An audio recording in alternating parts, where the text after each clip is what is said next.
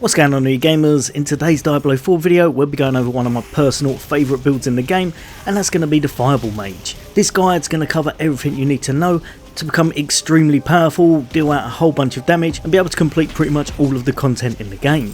Now, I must admit, I took a break from Diablo 4 because the first season wasn't really for me, but upon returning for the season 2, I've really started to enjoy it. There's a lot more to the game now, it feels much more fun, and putting this build together was extremely enjoyable, as I decimated bosses and tore through the toughest content in the game. Now, in the background, I'm going to show you some clips of exactly what this can kind of dish out damage wise, what you can take on, which is pretty much everything. There are a few key items in this, but even if you haven't got every unique we're going over, I'm going to show you all of the gear I've got and then give you some alternatives for if you're working your way towards this.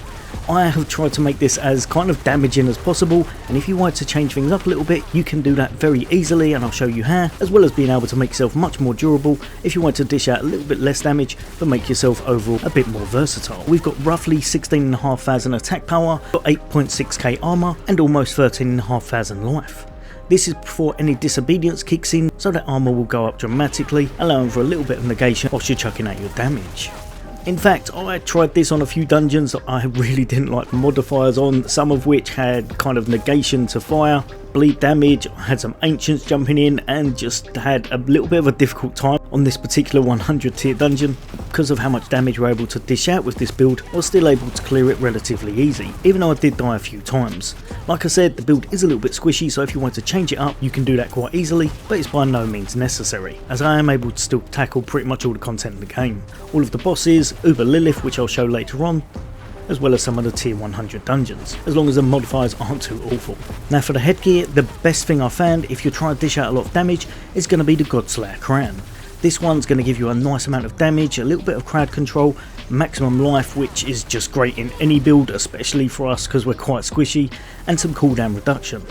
Also, when you stun, freeze or immobilise an elite, where we'll be immobilising very often, you're going to deal out a very large amount of additional damage, up to 60%. Then, for the chest armour, we're going to be going with the Armour of Disobedience. This is going to help you to get a little bit of damage reduction within your build. Then I found damage, pyromancy skill damage, total armour and maximum life works perfect in this. Obviously with sockets you're going to want to put in as much maximum health as possible on any of your general armour pieces. Now, in the background I'm going to show you how this performed on Uber Lilith. I really enjoyed it, it made the phases so much easier. You didn't have to kind of worry about all of the mechanics because some of them I don't quite enjoy, especially the first stage. So being able to dwindle down her health and avoid them really worked in my favour. The gloves we've got on are going to be the gloves of the Illuminator. They're going to give extra fireball attack speed, critical strike chance and lucky hit chance to restore your primary resource. It's also going to give you ranks of fireball. The fun thing with these as well, fireball now bounces as it travels, exploding each time it hits the ground. Whenever I see this I always think of Super Mario throwing out those fireballs, but trust me, it's no joke and dishes out a whole bunch of damage because of how many times you'll be hitting with them. Over to the legs, and this time we're going to be looking at Tybalt's Will. I would say these are another one to work towards. They're almost essential if you want this build perfected, because they're going to give you additional damage, a nice bit of potion capacity, maximum resources, which is definitely needed, but the main thing you're going to be wanting, that whenever you're unstoppable, you're going to dish out a really nice amount of damage, up to 40% extra, for 4 seconds. With us, whenever we're performing a dash, that means we're going to have this up very often, almost constant, and the damage is really noticeable. Over to our boots, and we're going to be using Esu's Heirloom.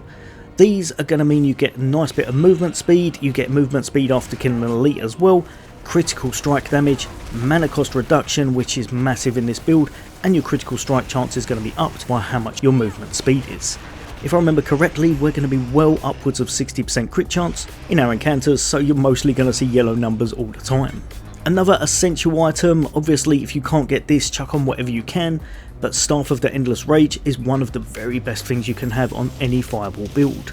This is going to give you fire damage, core skill damage, damage to close enemies, ranks of inner flames, which my one is terrible, you can get 3 so you'll have more damage again than me, and every third cast of fireball launches 2 additional projectiles and deals up to 40% increased damage.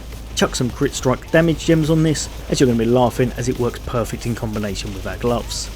Over to the amulet, and you're going to want to make sure you've got something that's got a nice bit of movement speed, working hand in hand with the Esus.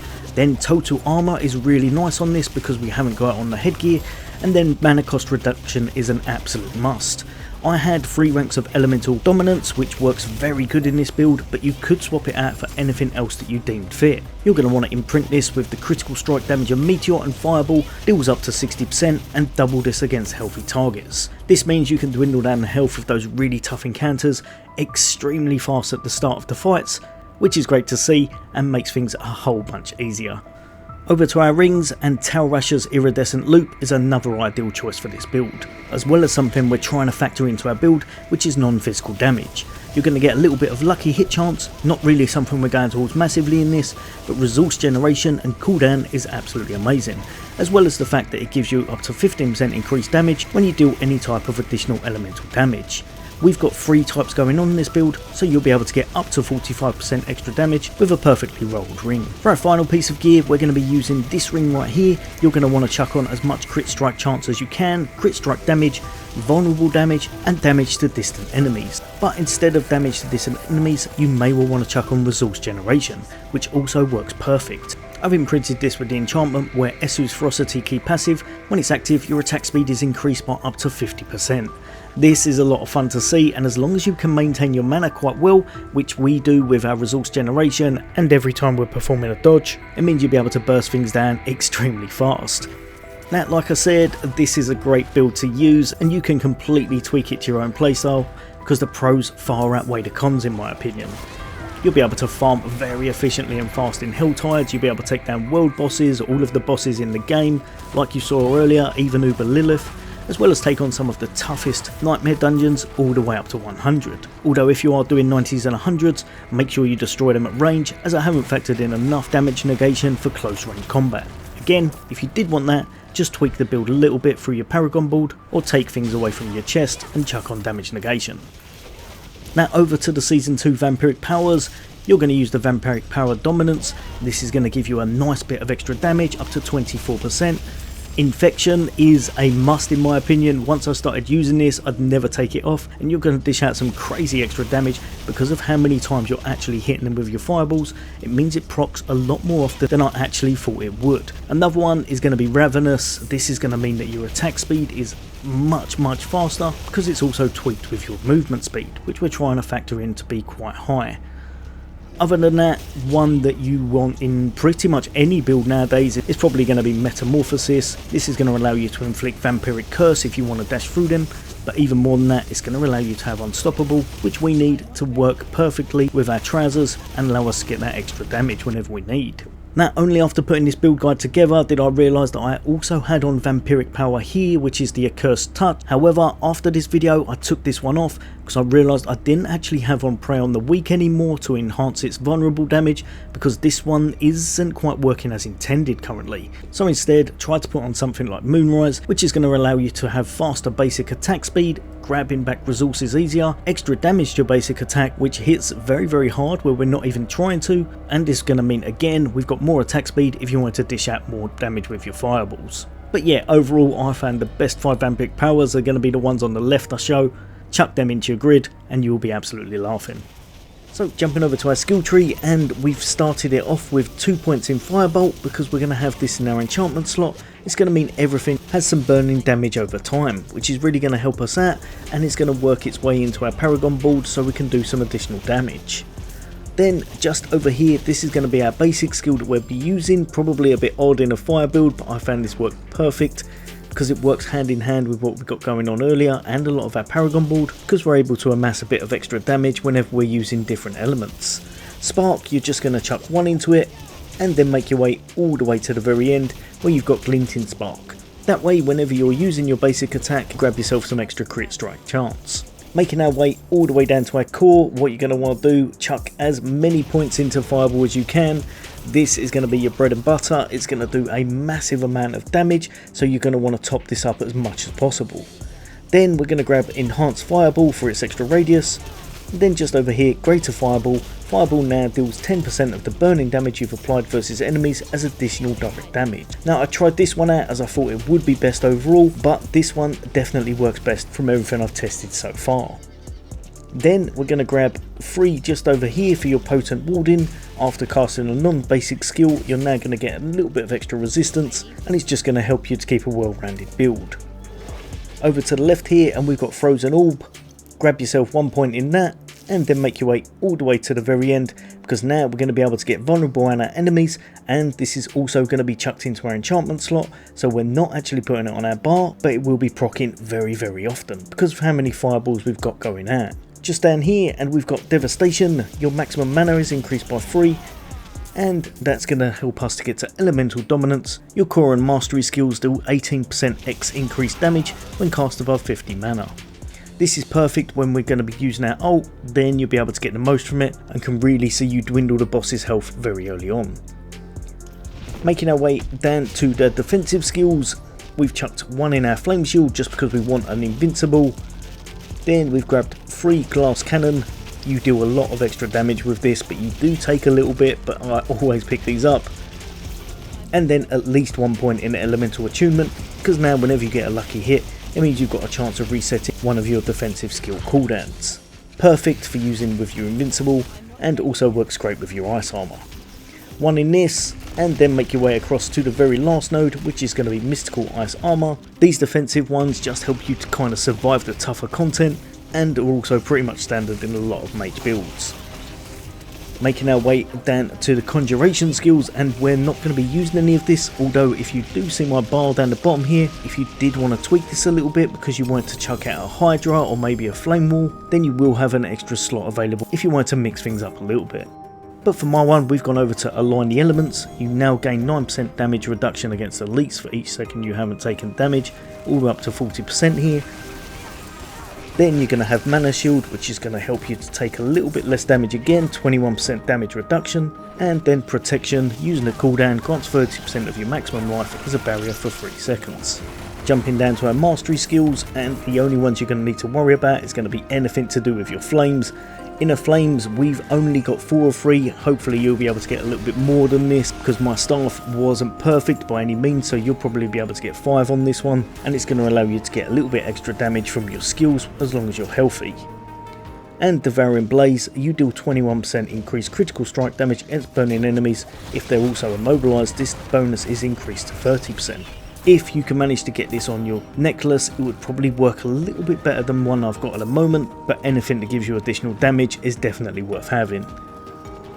And then Crippling Flames, your lucky hit means your pyromancy skills have up to a 15% chance to immobilize enemies for 2 seconds. This chance is doubled when you're healthy. You get immobilized very often with this build, you've got so many fireballs going off at once, massive explosions, massive area effect, a lot of fun, and being able to get that little immobilize also works perfect. Then making our way to our ultimates.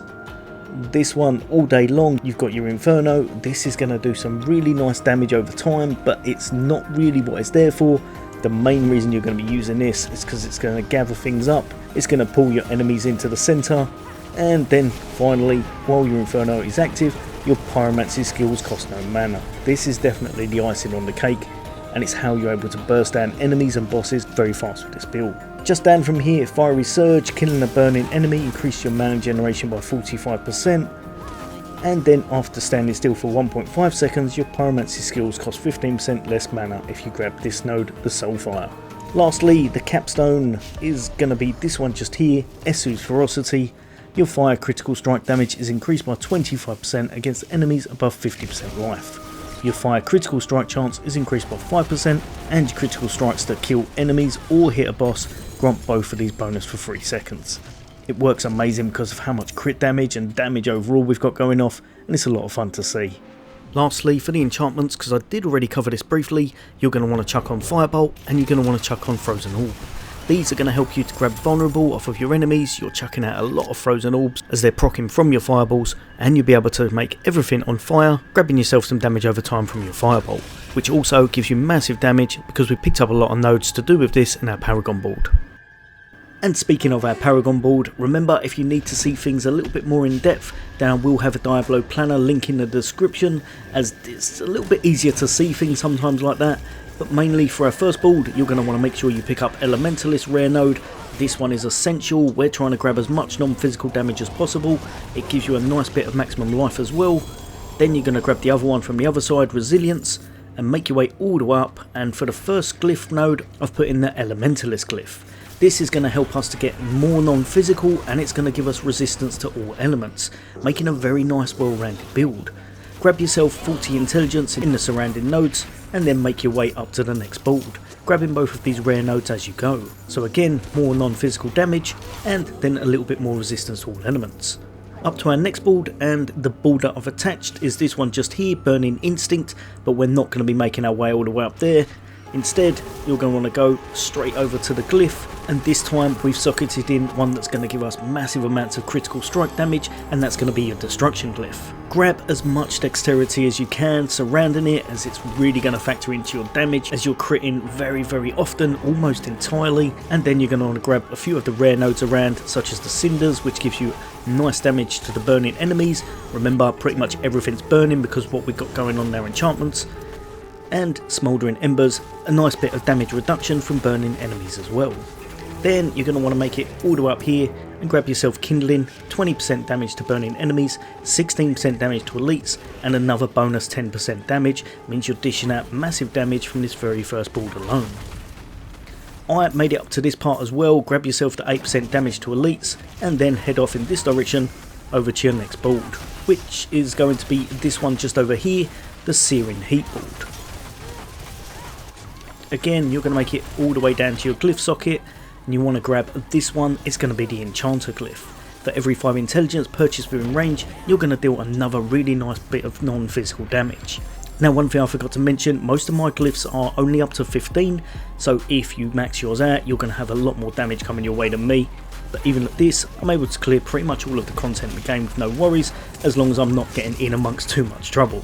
As it's definitely not the most offensive build, but its offense is off the charts.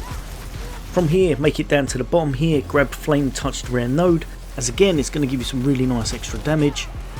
And then you're going to want to go up to this way, grab the Combustion Node, because 30% multiplicative is hard not to take. Then go all the way up here, you're going to grab Pyromancy, more fire damage, a little bit of fire damage over time, which we're not really speccing into, but it does definitely help. And then go all the way down to the bottom, down to the 4th board. For this board, we're mainly just getting in and then getting out again, so we're going to head down to here, and you're going to want to grab this socket, the Imbiber, grabbing yourself a little bit of extra healing, as well as some additional damage when you are healthy, because you pretty much want to be healthy as a sorc at all times anyway, so the Imbiber works out absolutely perfect. Then you're going to want to make your way all the way around to this node here, because you're going to want to pick up Frigid Fate, even though we're not actually speccing into cold damage. Because of how much non-physical damage we've got going on in our build, this one just goes up very high, and I think it'll probably hit around about 28% once you max out all of your glyphs and such. From there, make it all the way through onto your 5th board. Then you're going to want to go up to your rare node here, grab yourself some more resistance to all elements. Unfortunately, because we're just using one weapon and we haven't got an offhand, I wasn't able to make it so that I could pick up all of the bonus to every rare node, but these are still worth picking up. Then for your glyph socket, you're going to want to put in Unleashed. This is going to give you a nice bit more physical damage, resistance to all elements, and it's going to mean that after you spend 50 mana, you deal increased damage and you get a little bit more mana generation. After that, make sure you pick up this node, your Elemental Balance, and you'll probably want to grab as much from down here as possible, which is going to be your non-physicals. Again, really helping the build out and just making everything melt in front of you. Lastly, make your way up to the very last and 6th board, and this one we're not really going too far in. You're going just up to the glyph socket, where you're going to want to put in Flame Feeder, as it's going to allow us to grab a massive amount of extra damage to burning targets. Other than that, you will want to go all the way past this one. Even though Galvanic Catalyst isn't really the best for this build, you'll want to pick up the dexterity if you can, just for the additional damage to burning enemies. But yeah, overall a very damaging build, fun, fast, easy to play, and if you want to change things up a little bit, give yourself a little bit more negation, and like I said, change a slot on your skill bar, so using another skill, you can easily put that into the mix. But yeah, hopefully this helped a few of you guys and girls out. There'll be a lot more content from me. As always, for all things gaming, take care. I'll see you on the next day.